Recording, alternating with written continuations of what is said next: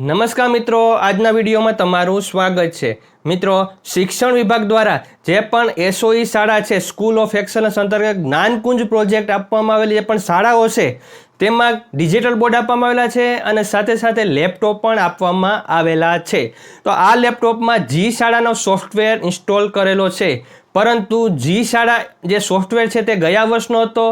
હવે તેનું એક અપડેટ આવ્યું છે જી શાળા પ્લસ, તેની ચર્ચા આપણે આજના વિડીયોમાં કરવાની છે। તો વિડીયો પૂરો જોજો, જેથી કરીને તમને ઇન્સ્ટોલ કઈ રીતે કરવું અને તેની વિશે તમામ માહિતી મળી જશે। તો ચાલો આજનો વિડીયો શરૂ કરીએ।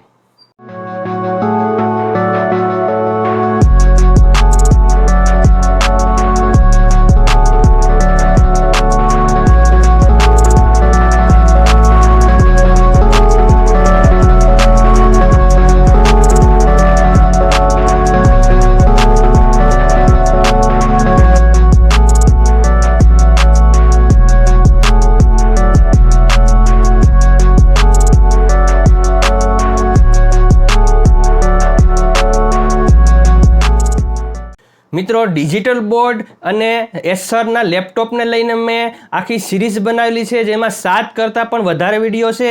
તે પ્લે લિસ્ટ છે, હું નીચે ડિસ્ક્રિપ્શનમાં મૂકી દઈશ અને તમને અહીંયા આઈ બટન પર મળી જશે કે જેમાં મેં ડિજિટલ બોર્ડની સામાન્ય માહિતીથી લઈને ડિજિટલ બોર્ડની કનેક્ટિવિટી કઈ રીતે કરવી, લેપટોપમાં કનેક્ટ કઈ રીતે કરવું, મોબાઈલ થ્રુ કનેક્ટ કઈ રીતે કરવું, તે તમામ માહિતી મેં પ્રેક્ટિકલ સાથે સમજાવી છે।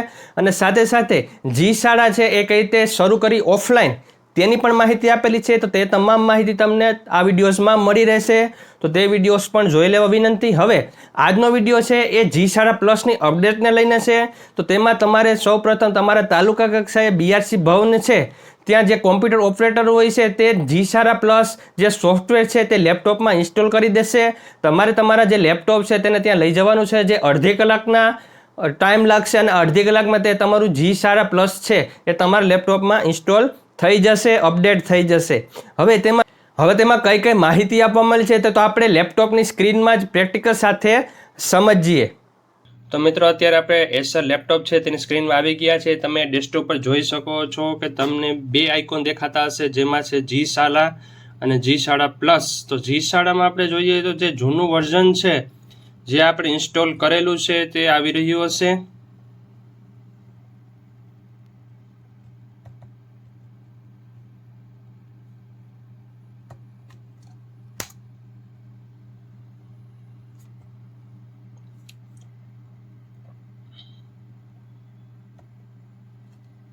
તો અહીં તમે જોઈ શકો છો કે જી શાળામાં ગુજરાતી મીડિયમમાં આપણે ધોરણ જોઈ શકીએ છીએ કે ધોરણ 1 થી લઈને 12 સુધીના પ્રકરણ જોવામાં આવી રહ્યા છે। હવે આ તો આપણે ખબર જ છે, બરોબર છે। હવે આપણે જે ખાસ જોવાનું છે કે જી શાળા પ્લસ તેમાં શું અપડેટ કરવામાં આવેલું છે, તો તેના માટે આપણે જે બીજો આઇકોન છે તે જોવાનો છે। તો તમારી સામે અહીંયા જે જી શાળા પ્લસ નામનો આઇકોન દેખાઈ રહ્યો હશે તેના પર આપણે ક્લિક કરશું। તો ક્લિક કરતાની સાથે તમે જોઈ શકો છો કે તે ઓપન થઈ જશે।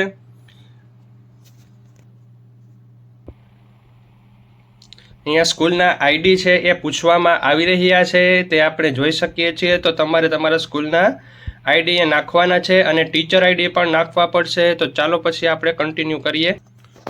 મિત્રો, સ્કૂલના આઈડી પહેલી વાર નાખવા પડશે, ત્યારબાદ હવે ટીચર કોડ નાખવાનો થશે। તો તમે જોઈ શકો છો કે અહીંયા જે લેક્ચર છે, જે ઇન્ફોર્મેશન છે તે આવી ગઈ છે અને જે પહેલી સ્ક્રીન તમને જોવા મળશે એ આ જોવા મળશે, જેમાં વિજ્ઞાન અને ગણિત, જેમાં વિજ્ઞાનના 16 ચેપ્ટર છે અને ગણિતના 14 ચેપ્ટર છે તે ઇન્સ્ટોલ કરવામાં આવી રહ્યા છે। નીચે તમને ધોરણ મળી જશે, કયા ધોરણના તમારે લેક્ચર કે પાઠ જોવા છે અને વિષય 2 આપવામાં આવેલા છે અને લેંગ્વેજ છે તે ગુજરાતી રહેશે। હવે આપણે ધારો કે વિજ્ઞાન વિષય પર ક્લિક કરીએ, તો વિજ્ઞાન વિષય પર ક્લિક કરતાં તમને જે સબ્જેક્ટ છે વિજ્ઞાન, એમાં તમને અહીંયા જે ચેપ્ટરના નામ છે, ખોરાક ક્યાંથી મળે છે, આહારના ઘટકો, જૂથ બનાવીએ તેના પર ક્લિક કરતાં તમને આ જે મેઇન ચેપ્ટર છે એના ટોપિક્સ જોવા મળશે। તો આહાર વસ્તુઓના જૂથ બનાવીએ તેમાં તમે જોઈ શકો છો કે સખ્તાઈ અને ચળકાટ,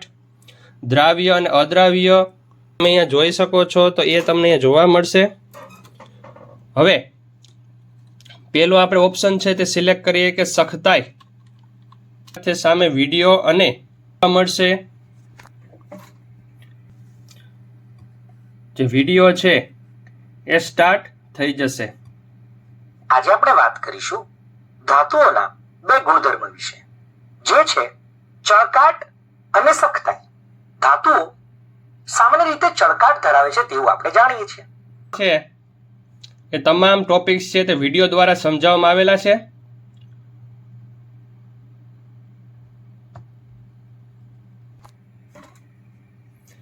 એમાં તમને બે આઇકોન આપેલા છે, એક ટ્રાયંગલ અને એક બોક્સ. તો બોક્સ ઉપર ક્લિક કરવાની સાથે એક પ્રોસેસ શરૂ થશે જેમાં લખ્યું છે G++ Gujarat students holistic adaptive learning app, જે શાળાનું ફૂલ ફોર્મ થાય છે.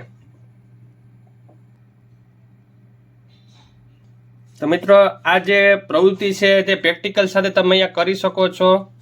તમે જોઈ શકો છો અહીંયા ખીલી છે. મિત્રો પ્રવૃત્તિ કરવા માટે તમારે આ રીતે કોઈ પણ એક બોલ ઉપર કે કોઈ પણ એક વસ્તુ ઉપર ક્લિક કરવાની છે. જેમ કે હું એક ખીલી ઉપર ક્લિક કરું છું તો એ ખીલી ઓટોમેટિક અહીંયા વચ્ચે આવી જશે અને તેની ઇન્ફોર્મેશન છે તે તમને જોવા મળશે કે લોખંડની ખીલી છે તે ચળકાટ ધરાવે છે. તો આ રીતે તમે ગેમ્સ છે તે બાળકો પાસે રમાડી શકો છો. હવે આને કનેક્ટ કરીને રમાડી શકો છો ડિજિટલ બોર્ડ સાથે. એ કઈ રીતે કરું તેના માટે મેં ઓલરેડી એક વિડીયો બનાવેલો છે કે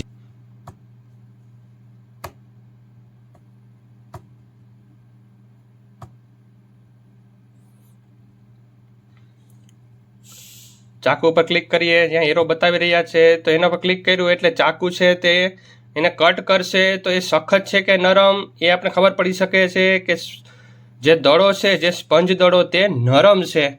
તે નાના દ્વારા આપણે બાળકો પાસે આ પ્રવૃત્તિ કરાવી શકીએ છીએ. એ તમે અહીંયા જોઈ શકો છો કે વિષય વિજ્ઞાનના ટોપિક હતા તો બધા. હવે આપણે જોઈએ ગણિતના ટોપિક કેવા છે. તો ગણિતના ટોપિક તમે જોઈ શકો છો કે ગણિત ઉપર ક્લિક કરીએ તો તેમાં પણ જે ચેપ્ટર આપણે લેવું છે તેની સામે એના ટોપિક્સ આવી જશે.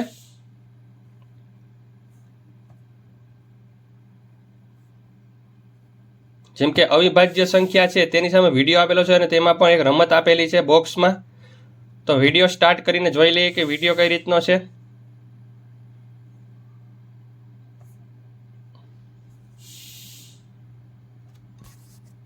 અવિભાજ્ય સંખ્યાઓ. હવે અવિભાજ્ય સંખ્યાઓ એટલે કે શું? એવી સંખ્યાઓ જેને એક અને સંખ્યા પોતે વડે ભાગી શકાય તો તેને અવિભાજ્ય સંખ્યાઓ કહી શકે છે. એને બીજા શબ્દોમાં કહીએ તો એવી જોઈએ એક અને એ સંખ્યા પોતે. તો જો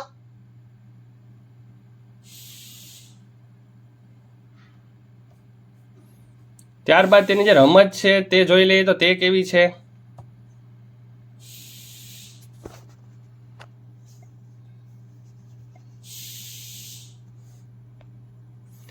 એમાં પણ પ્રોસેસ થશે